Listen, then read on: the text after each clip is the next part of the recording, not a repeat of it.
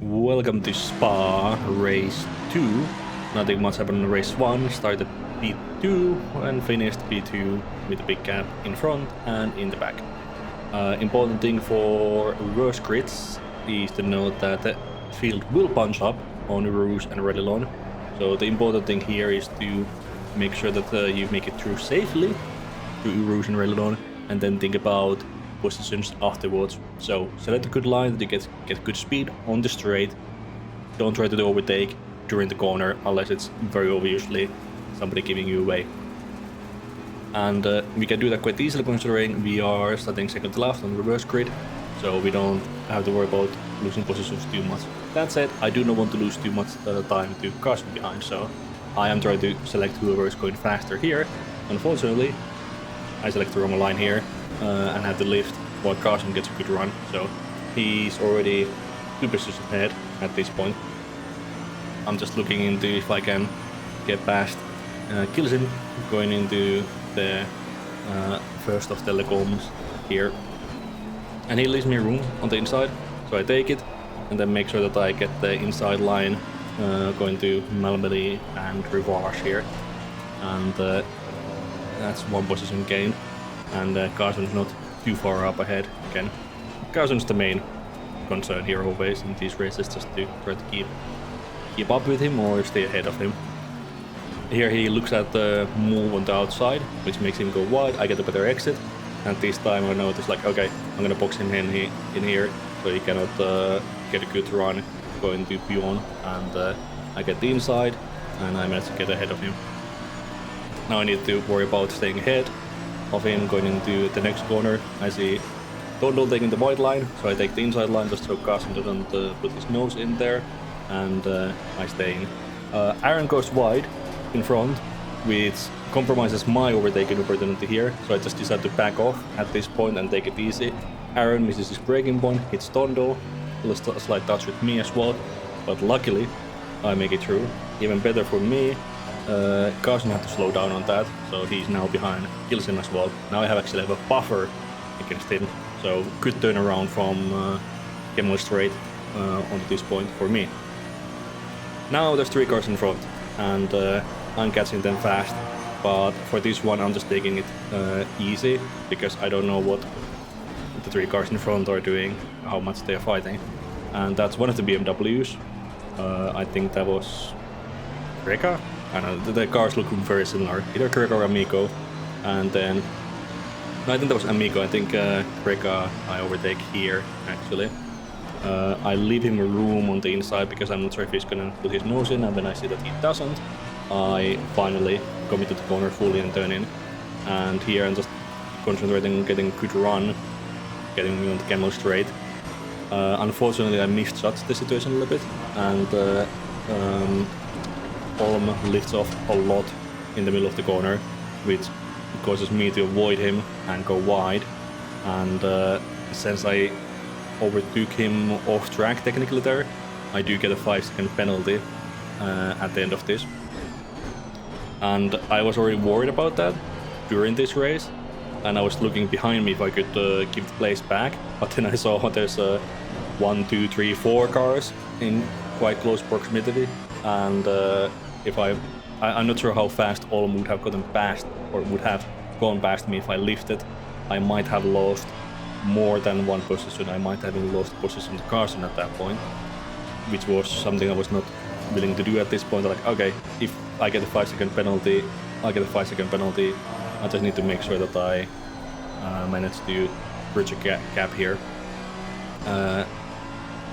What I didn't take into account at this point yet is that Carson's probably going to catch me, so I'm not going to be able to build a 5-second gap to him because he had more pace on these races than I did. But I still rather take that than fall back at that point for what is a potential penalty at this point. I thought like, yeah, I might get it, but it's not set in stone yet, so like no point in risking chaos at that point. Now I have a skunk with his Bentley in front of me. Very familiar sight in these videos, it seems.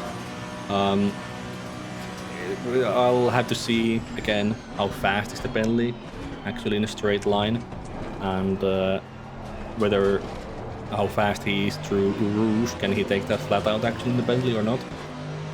And where else he might be slower. There's a lot of fast corners on this track, so I might have an opportunity to get fast in one of those, even though that's not the strength of the Merc, but Bentley is especially weak in those. And there's a lot of heavy braking zones followed by slow acceleration zones, which is the Merc's strength. So I'm hoping that I might actually get him on the start-finish straight, for example. But here I already noticed that, okay, he's definitely lifting through Rouge and Redilon, because I caught up to him quite a lot, but I'm not catching him with the top speed, but I'm not falling behind either, which is a good thing. That means I should be able to at least pull alongside him going into Le Gomme, and then if I can do that, I should be able to get past him. Here, I'm not like making a move unless there's clearly a door open, because I don't want to lose time fighting. I'll lose time being behind him, but I'll lose more time even fighting. And Carson's 3 seconds behind at this point, having cleared Olm, but he's gonna be catching fast. I just need to make sure that at the start of the next lap, whether it starts finish line or Camel straight, that I will get past Skunk, and then I will have a small buffer again. I do not want to lose time fighting in these corners and then allow Carson to catch up and get past both of us maybe, because the McLaren is very fast and straight, which we will... Oh yeah, you will see that later. Skunk makes a mistake on the exit, but there's not much where I can go there. Here I'm just kind of looking like, okay, maybe I can get him going into Blanchimont, but I take too tight of a line, hit the curb a little bit, almost lose the car, just managed to keep it. Sliding all around and hitting the grass as well. During the race I thought he didn't leave me enough room there, but looking at the replay there was enough room there. I just took it too tight myself, as it's not really a corner where it's easy to go too wide. But here, now I was too far behind the start-finish straight, so now I'm here just concentrating on trying to get the run on the Camel straight, knowing that he's gonna be slow through Rouge and Redilon.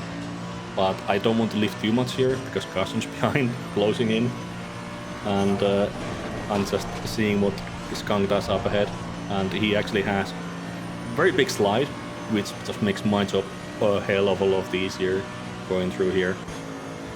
And I'm just looking behind me a little bit just to see that is he trying to going for a move back at me, but he doesn't have the speed anymore, so I clear him clean going to Le Gomme and no problem here.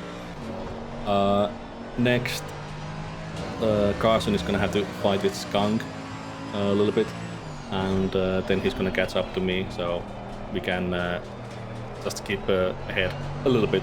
There's gonna be a good fight going on soon. So here we are at the start of lap 6, and Carson has now really caught up to me. For reference, there's about half a second pace difference between the fastest laps here. 0.5 to 0.6 depending on the race. And so I'm very much the one defending here. And you will see going into the next race, this is the first time Carson's really in my draft going into here. And there's a good amount of a gap here, so I don't expect him to catch up, but you can see the speed difference on the straight is ridiculous. It's like 9 kilometers per hour top speed difference here. So I did not expect him to come for a move here, but he was on it. I just didn't have time to defend. Luckily I was still far enough in the highest that I always could carry more speed, as he couldn't fully commit into the corner and the racing line. So I managed to get away with that. I think we're both surprised at this point about the speed difference, so I don't think he was planning for a move at this point either, so we were neither really prepared and just kind of like, what is happening here? Why are we fighting in this corner? But at this point I know there's a very big difference at top speed, so any straight I will need to look on my mirrors and see if he's coming for a move or not. So how can I defend against this? Fast corners, we're kind of equal. He's a little bit faster, but there's not enough of a speed difference for him to make a move on fast corners, unless I make a mistake. So I just drive those consistently. I'm just pushing like 95%, 98%, whatever. Just don't try to push too much on those. It's more important that I make them clean, don't make a mistake. For straights, I can just take a defensive line. Here, it's fine going into punching mode. He cannot make a move here unless he catches me fully. Going into the bus stop here, I just take the inside line every single time. Because it's the preferred line, to be honest here. Like, unless he can get fully alongside me and get the inside line to the last corner, then I'm fine. And here you can see the strength of the Merc compared to the McLaren. Traction coming out of low speed corners. From the bus stop and from La Shores, the first corner here, I get a better exit. That is my saving grace, because going into the first corner, going into the bus stop, and Rouge right along Camel Straight, those are the overtaking opportunities here. So his best opportunity to overtake me is going into Lecombe here. So I need to defend here. First I go to the outside, just so he has to go to the outside to get a draft. I move the middle of the road. I give him the outside. Why do I give him the outside here? Because I want the inside of the first corner, then it's a left-hander, I don't care about that. I care that I can take the inside line or the racing line in Malmedy that as we went through and going into Rivage here. As long as I can get the inside line into these two corners, I know I will be fine. He cannot overtake me on the outside there unless I yield or make a mistake. So that's my game plan going forward. Lecombe, first corner, inside, and then make sure that I will be inside going into Malmedy and Rivage.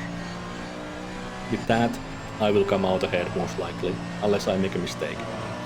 Then, bus stop is the next one. I mean, first of all, Planchimo, I need to make sure that I get a good exit from... There's multiple names for these corners, like these, like somebody calls it Campus and Campus 2, this one. But from this corner anyway, I need to get a good exit. I am willing to risk running wide there, because I need to make sure that Carson does not get alongside me going into Planchimo, especially on the inside. As long as I can take this corner fine, then I can take the inside going into the bus stop here. Again, I want the inside every single time here. I do not want to be on the outside, because then he can actually try to get past me going into the second part of the bus stop chicane. It's not really a bus stop anymore, but anyway. And so long as I am ahead or even alongside, coming out of the exit on the last corner, I will get the better traction to then win the drag race going into La Shores, and then I can take the inside line going into La Shores and get a better exit out of it and build that very important small gap always in, going into Camel Straight here. This time I made a mistake, and now I'm afraid that he will just clear me before going to braking zone, which he kind of does actually. He's fully ahead of me at this point, but he actually misses his braking zones, goes wide. I don't know if he goes wide there or not at that point. I didn't have time to look while we were racing. I just concentrate again. Inside line, inside line. I want that inside line going into these two corners. You can see he was having a look into these corners, especially as I ran wide a little bit, but I just concentrated on, like, I just need to make sure that he doesn't have enough room to put his nose in and get a good exit, stay ahead. He has a quick look here as well, but there's just nothing doing there. Like, there's not enough braking from me that he can actually get alongside there while still making the corner. So then going to this complex beef path or whatever you want to call it, be just a single file because there's no way room to overtake at that point. There's not enough speed difference. And again, concentrate on getting good exit here. And then focusing on Blanchimont again. I think it's the next lap that he gets a really good run on this. This time he just has to stay inside. And again, I'll concentrate on keeping the inside here, forcing him to go to the outside. And just braking. He tries to brake very late, trying to get the overlap. I gave him a little bit of room here. Just enough that he can put his nose in, but not enough that he can get a good exit. And then, again, traction wins. And I am ahead, going to the Lasors. And then again, concentrating on getting a good exit out of here. Building the gap. And heading on to the, which I think this is the last lap now? I might be mistaken. I think this is the last lap, so one last defense. Going to Lecombe. And I'm gonna, again, go to the outside here. Force him to take the slipstream there, then move to the inside. And this time, he goes to the inside. There's very little room here. And I fully trust him not to go wide at this point and just carry more speed myself. And he has a little wobble coming out of the first part of Lecombe, which clears me not having to defend into these corners and just take them normally. And that little gap helped me just breathe a little easier going into these corners. And now I know that the last chance he has is to either try to get alongside me on Blanchimont or overtake me going into the bus stop. If he doesn't get ahead of me before the halfway of bus stop, then I win. That's my thinking here. That's my hope. And these corners, again, concentrating on just taking them cleanly. He won't be able to get past me if I don't make a mistake here. And then last time, here, I go wide. Might have been even off track at that point, I can't remember. But I was willing to take it. I was willing to take a cut warning even. Just, I couldn't lift there. But I did slow down a little bit. And Carson tries to see on the outside of Blanchimont if he can make it.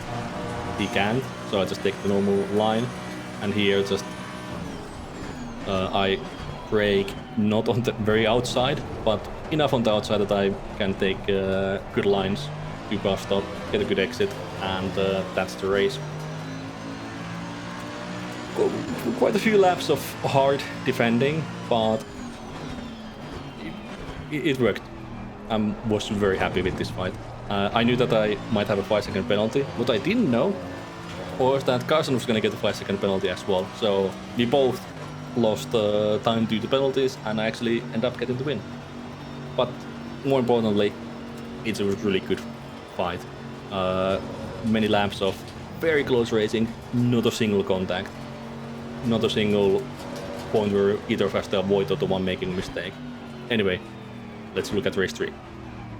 So here we are at race 3. It's night time, and I am starting last behind Skunk Spendley. And again, same thing as last time. Starting right before Rouge. So the main thing is to survive, try to pick the right line, to carry some speed, and then see what happens on the Camel Straight. Minor spoiler here, well, pretty big spoiler. It doesn't go according to plan.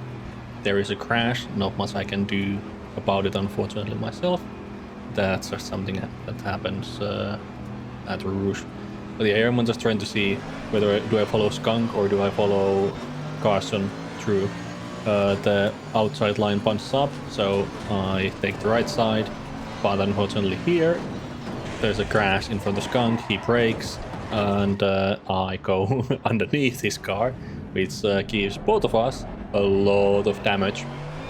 Managed to get away relatively quickly though, so I don't know, something positive. So we have Skunk and somebody else behind. I forgot who at this point. Might have been Amico. We have Kreka in front of us. So what do we do now? 20-minute race. So we have time to catch up. First few laps is gonna be slower for everybody.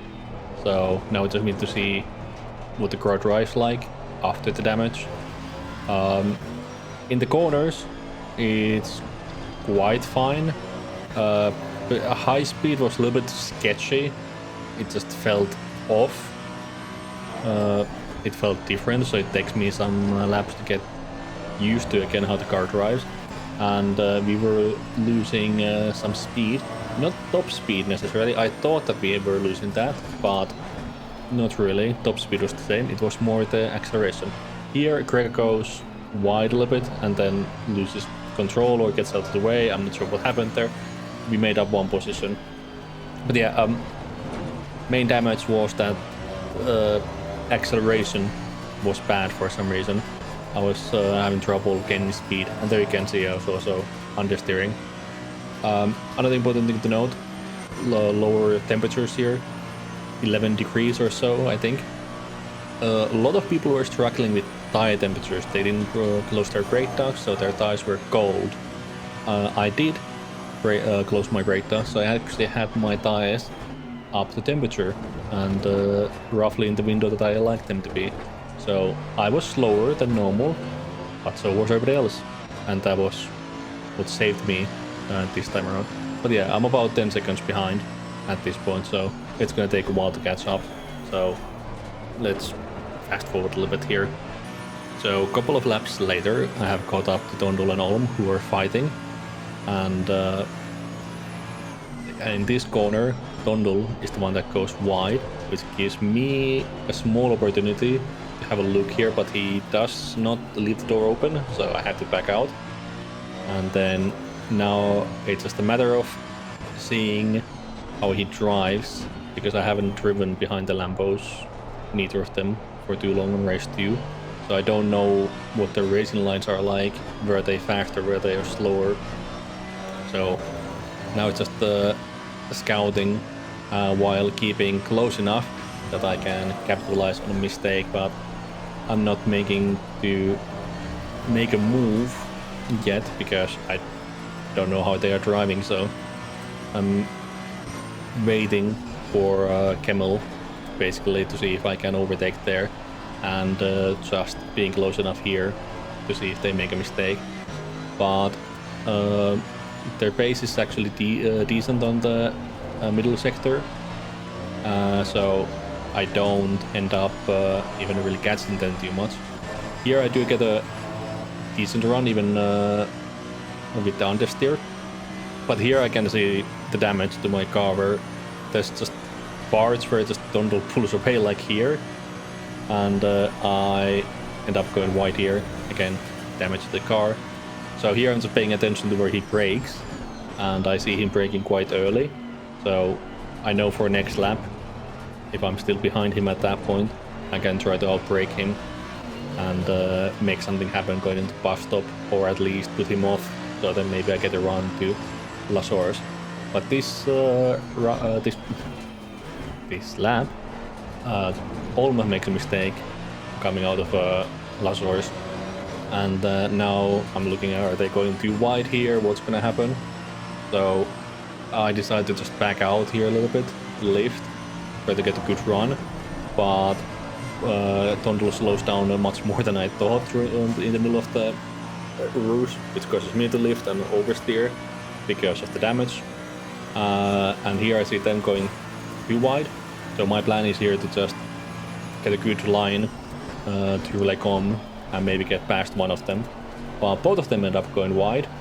I just carry enough speed through Lecom and then take my line to Malamedy, giving them room to come back on track, and then concentrate on my own lines after this.